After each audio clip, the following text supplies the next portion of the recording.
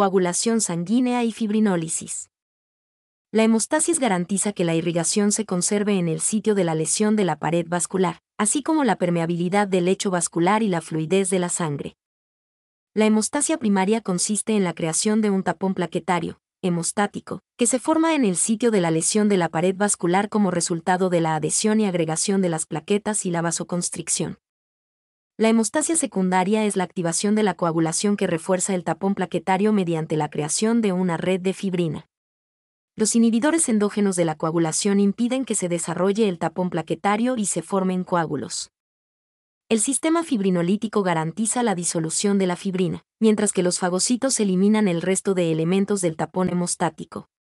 La colaboración de las plaquetas y los factores plasmáticos de la coagulación con las células del endotelio vascular y los tejidos subendoteliales es fundamental para la hemostasia.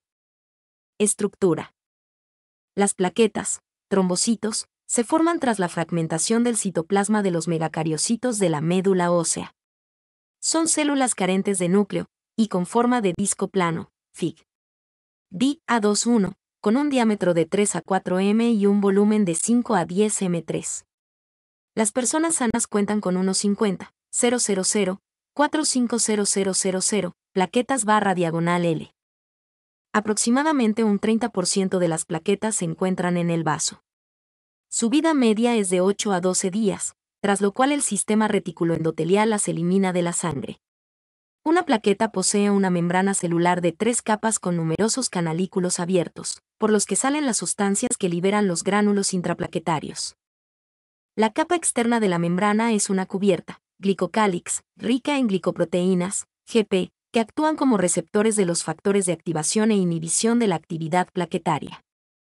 Los receptores asociados a las proteínas G son receptores de, entre otros compuestos, la trombina, PAR1, PAR4, el tromboxano A2, TP, la prostaciclina, IP, y el ADP, P2 y 12, P2 y 1. El segundo grupo de receptores que envía señales por medio de las tirosinas sinasas se une al colágeno, GPB, GPIA/diagonal integrina 2,1, al fibrinógeno, GPI/diagonal integrina IIP3, y al factor de von Willebrand, GPI9V, GPI/diagonal Cabe mencionar otras proteínas de la superficie plaquetaria como los receptores de la adrenalina, la selectina P y de las inmunoglobulinas. El estroma principal de la membrana celular forma una capa doble de fosfolípidos que contiene proteínas de membrana.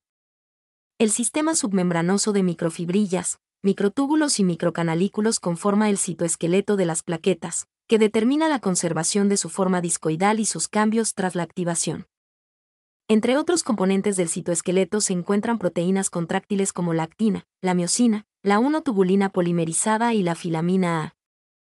El citoplasma plaquetario contiene el factor de coagulación 13 y el factor de crecimiento de las células endoteliales derivado de plaquetas, DECF, iones de calcio y enzimas que metabolizan el ácido araquidónico acumulado en el sistema de canalículos densos, retículo endoplasmático.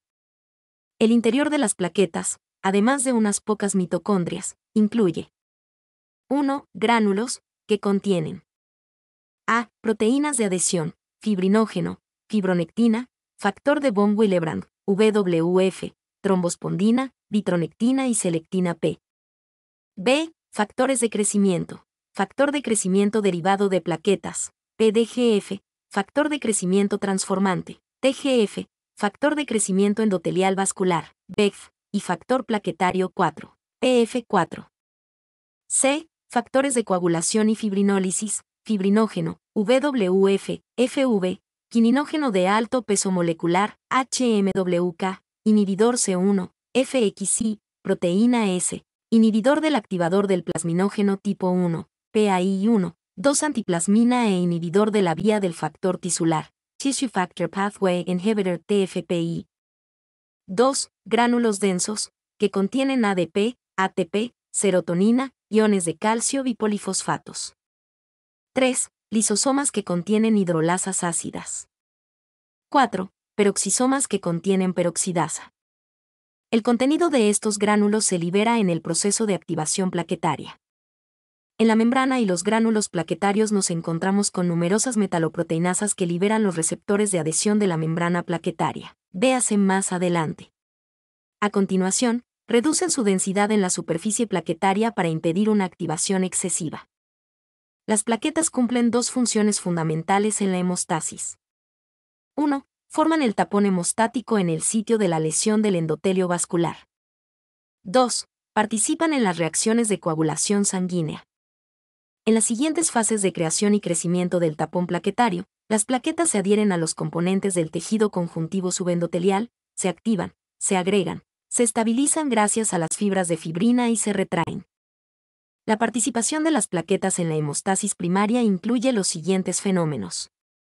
1. Adhesión plaquetaria. En condiciones de flujo sanguíneo normal, en los vasos sanguíneos grandes, fuerzas de cizallamiento bajas, las plaquetas se unen directamente a las proteínas del tejido conjuntivo, colágeno, fibronectina, laminina y vitronectina, por medio de sus receptores superficiales. La adhesión de las plaquetas al colágeno tiene lugar gracias a los receptores de acción sinérgica GPIA/diagonal y GPB.